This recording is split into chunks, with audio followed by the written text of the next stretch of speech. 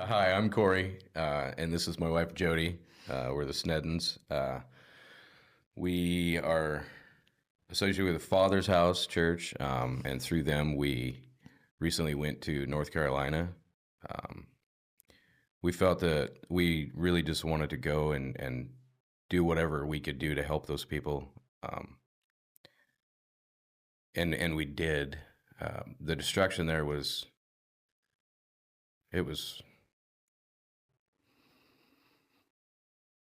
pretty horrendous, I would say.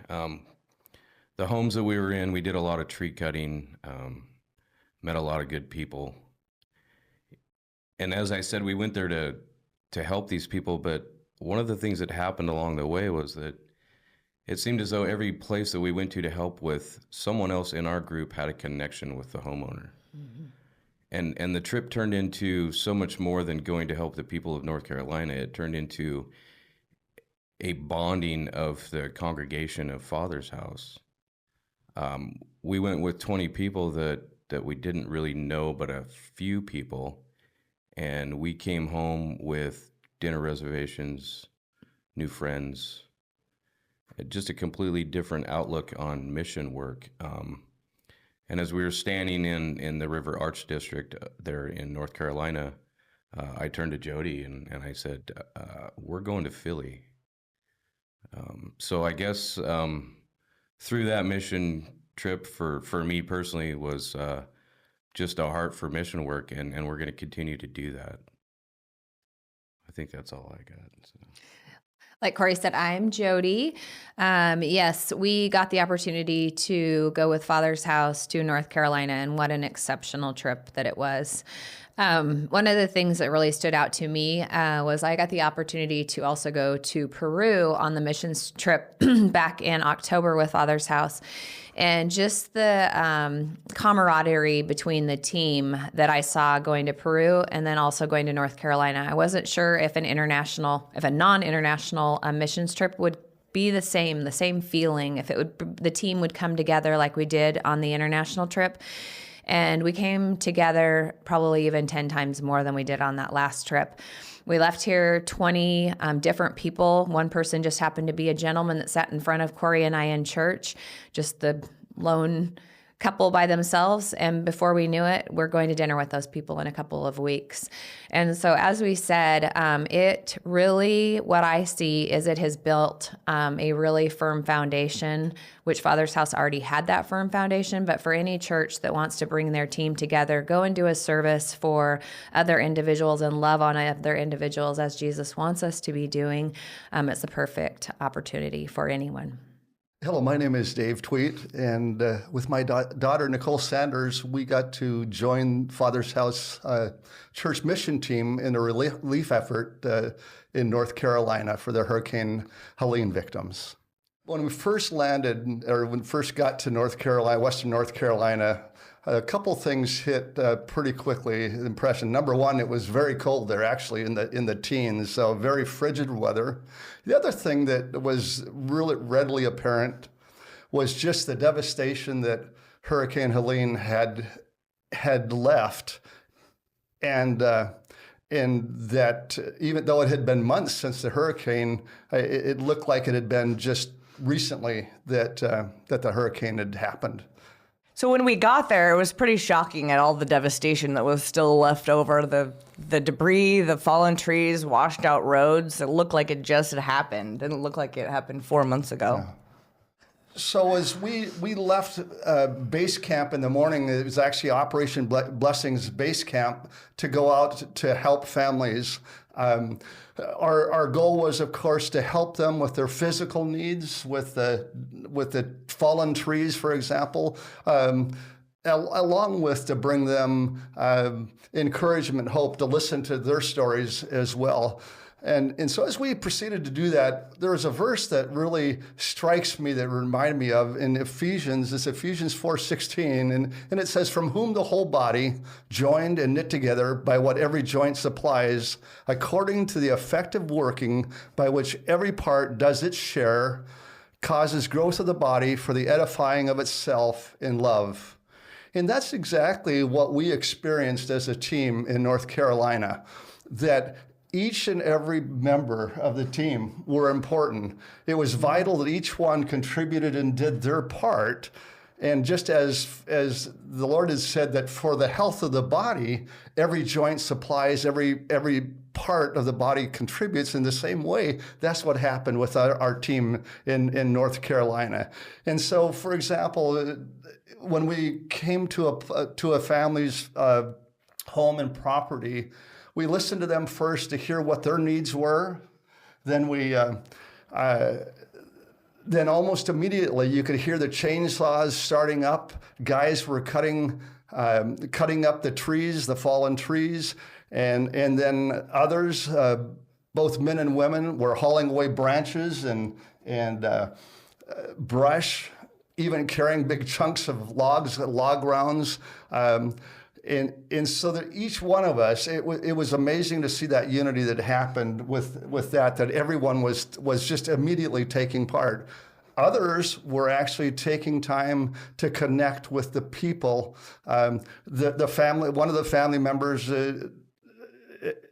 with what was going on, to hear their stories and hear what their pain was and how that they felt forsaken, forgotten, abandoned, and that also was such a very important part of fulfilling the mission that God had called us to.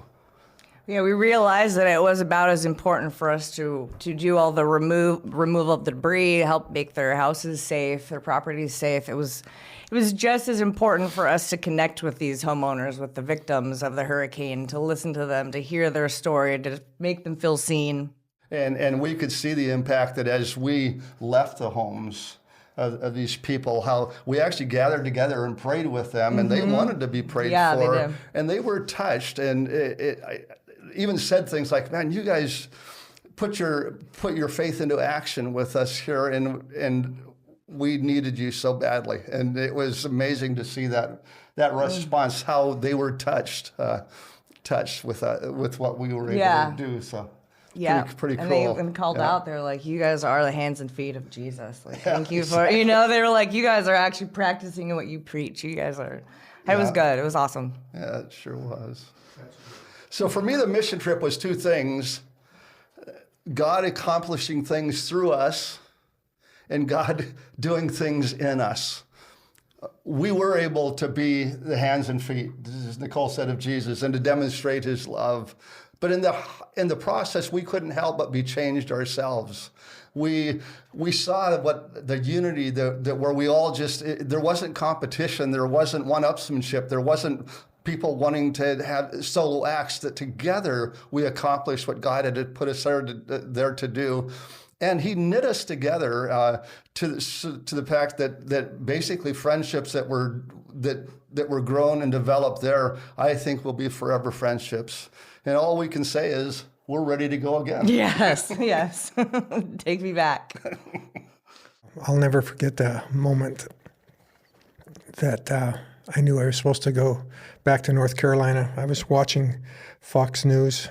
It was the 28th of September, and they had just gotten into a little area called Swannanoa,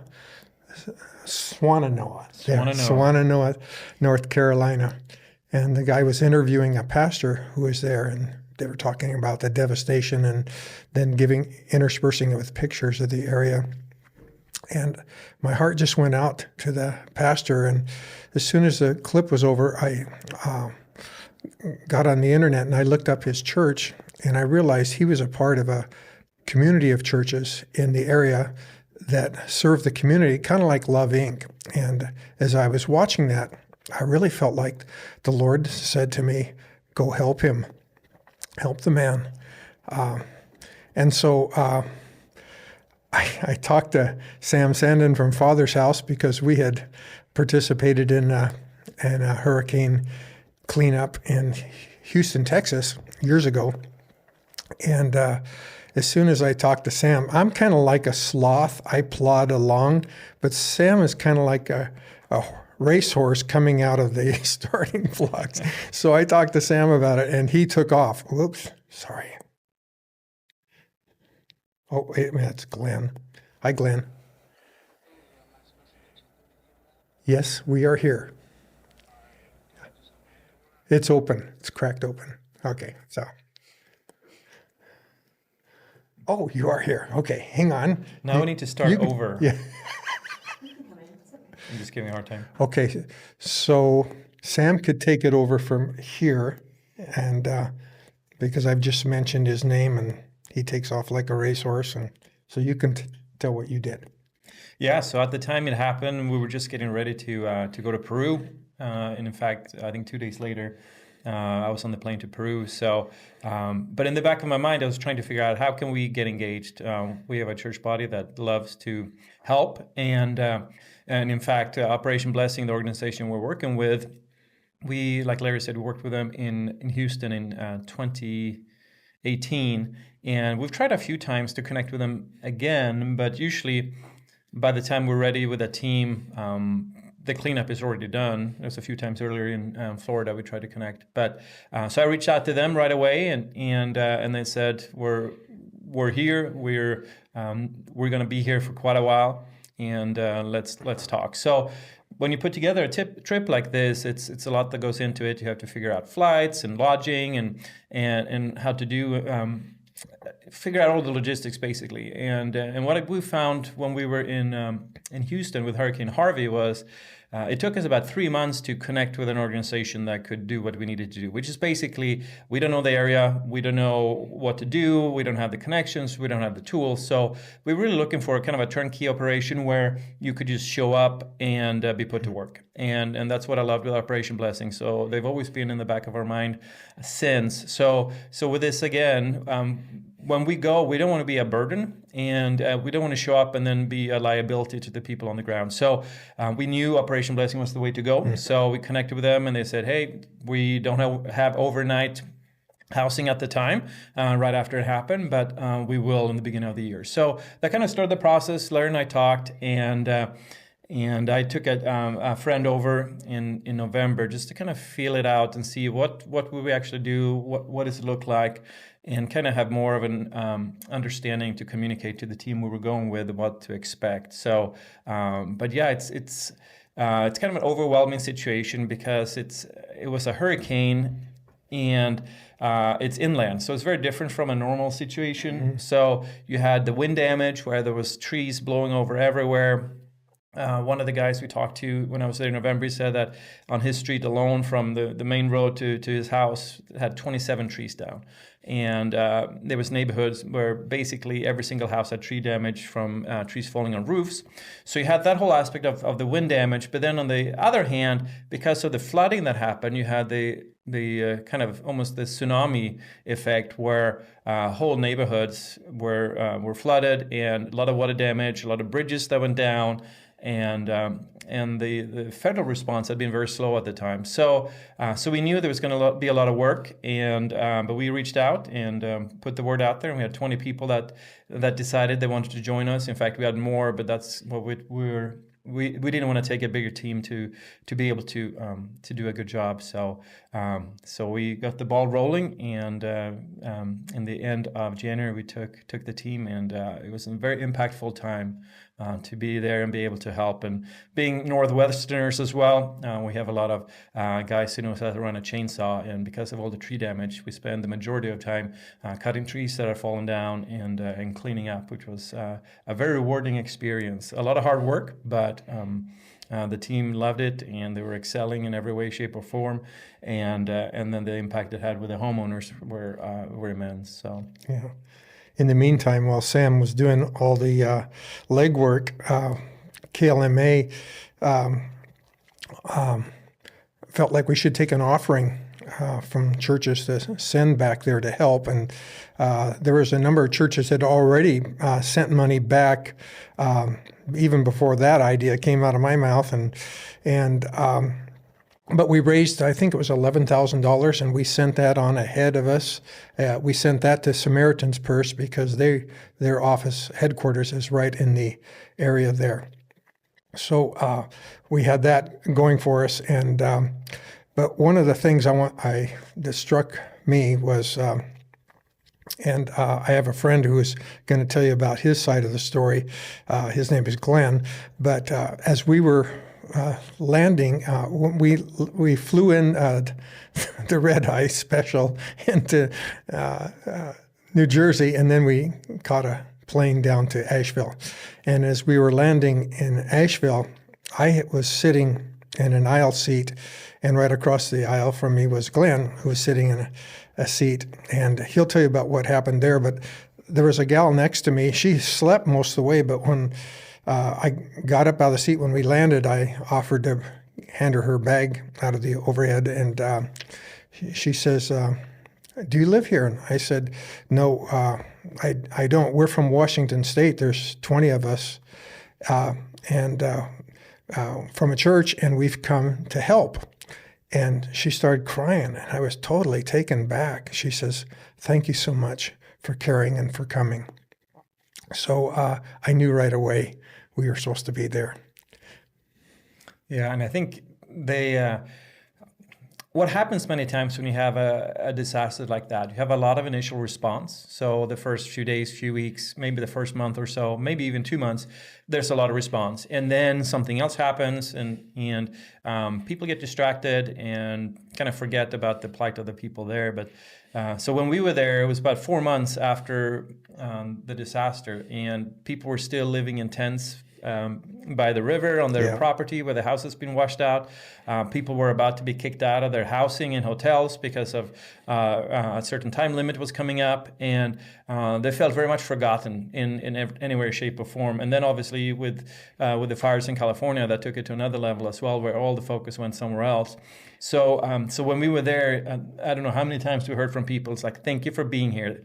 Thank you for not forgetting about us. There's still so much work to do, and you're coming here in the coldest time of the year to help, and that meant a lot. And obviously, we hadn't planned to be there during the coldest time of the year, but it just worked out that we were there, and coming in it felt like a big force multiplier to even Operation Blessing. They've been there for 4 months.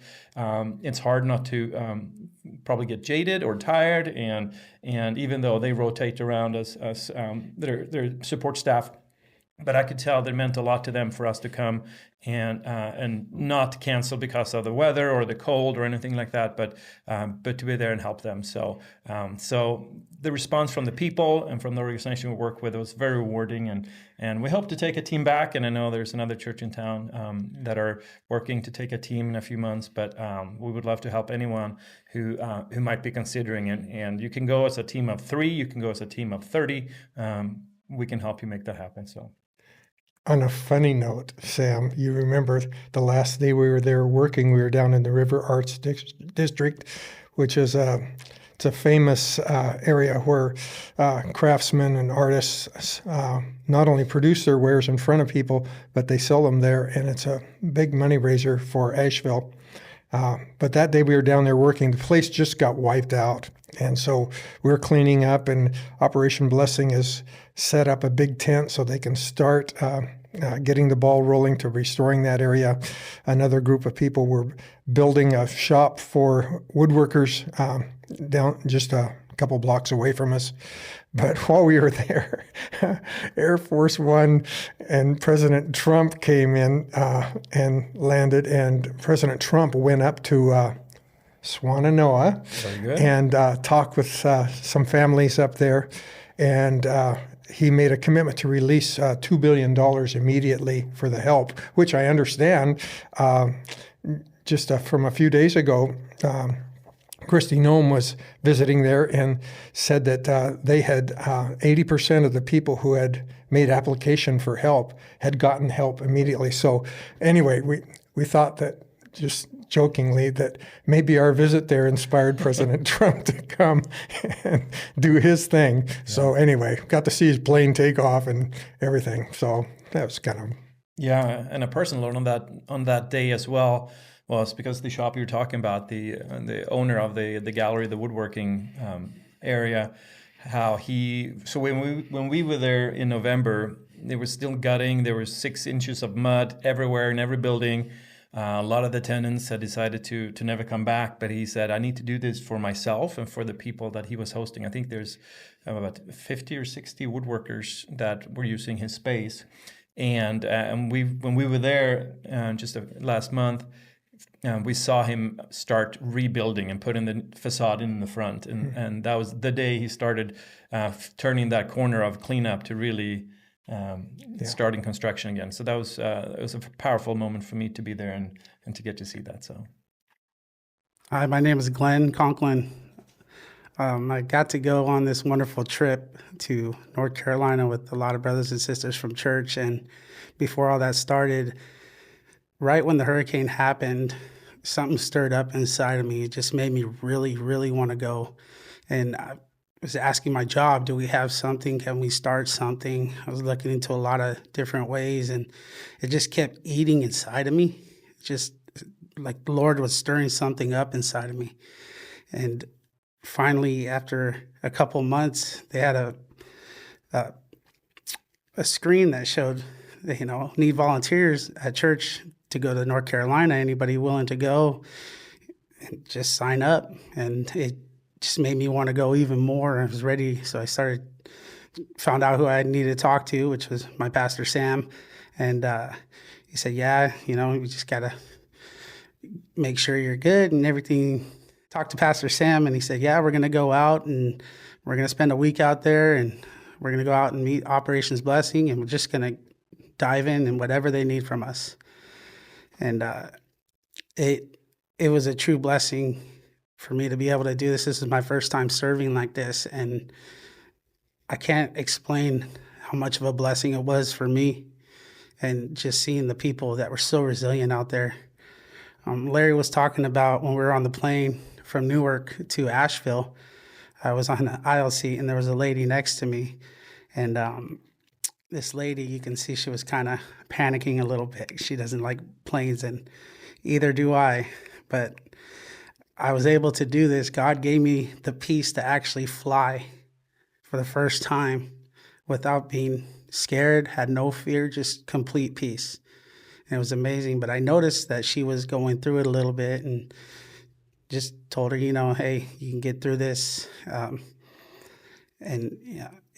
She said she's working on it. It was actually pretty cool to see somebody else go through it that I can just relate to and kind of just comfort her a little bit. But she was asking, do you live in North Carolina? I said, no, we're coming from Washington State to come out and help with Operations Blessing. And just the emotion on her face, the gratefulness, she was just saying, man, all the way from Washington State? So, yeah, it's just, we've been stirred up just to come out here. We know you guys need help out here. We see it on videos. We see it, on the social media that we need the help. There's not a whole lot of help. People came and then they left already. So we knew that we were doing something good. Just seeing her face was just the happiness that people were still coming out there, and that there was 20 of us. And she actually invited us to come to the place that she worked, but it was a few towns away from where we were at. But it was probably one of the most amazing experiences I've ever had. And there was this guy, I'm just going to say his first name, Patrick. He was the first place we went to in our team.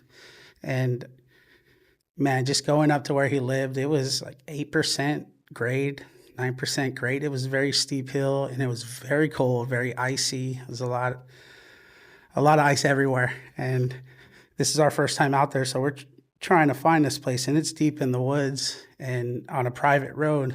And man, that guy, I will never forget his face. Just so grateful and thankful. I mean,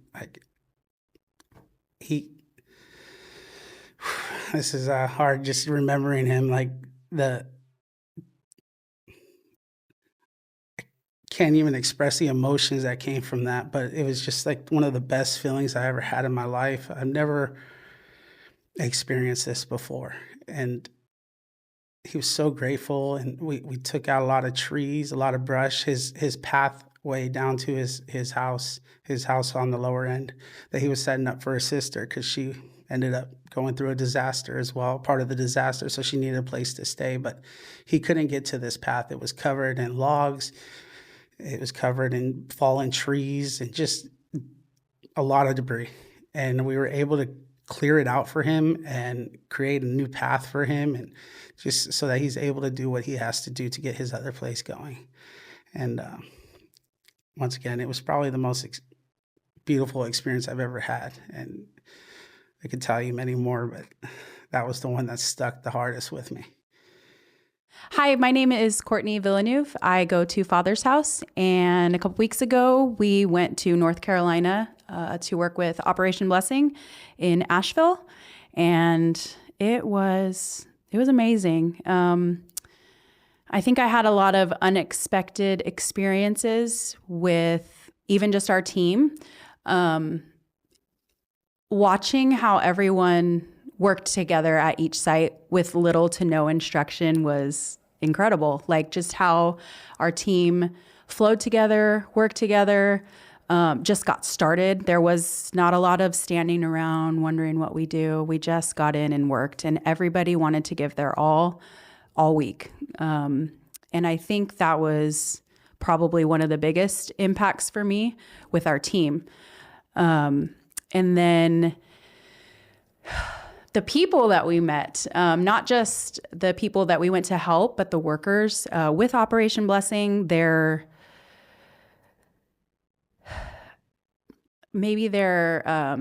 commitment, their stamina, the things that they do every week, month, they come in and work. They have volunteers coming in week, month at a time. And it was just affirming and encouraging to know that there are other people aside from just us 20 doing this work, and in their communities, or even in LA, because there was a team going out to LA shortly after we arrived in North Carolina, and it's amazing to see they go out everywhere that there's a need. But I think the biggest thing was the people that we worked for. Each house that we went to, the people on the receiving end were so touched and moved that we would come in such cold weather and work as hard as we could. They cried, they laughed with us, they shared their lives with us. And one gentleman in particular, our third house, the day before we worked at the River Arts District, at the end, we usually ask them what we could pray for them, how we could bless them. And he was like, nope, I want to pray for you guys. I want to bless you guys. Like, his heart was just so tender and ready to serve. And that was a huge, it touched me a lot. All of our team that was out there that day, we were very blown away by his response to us. And he didn't just jump into his, oh, I need this and I need this and I need that. He was grateful and turned it around to us. So that was pretty great. So I led off by saying I was watching that clip, the interview with Fox News and this pastor, and saying I really felt like the Lord said, help the man. And lo and behold, when Sam went back and scouted it out and then made arrangements for us to go and help, we were located right in the same community, Black Mountain, Swannanoa area. And so I just wanted to say I feel like the Lord got me back there at the right spot, got us as a team the right spot to help.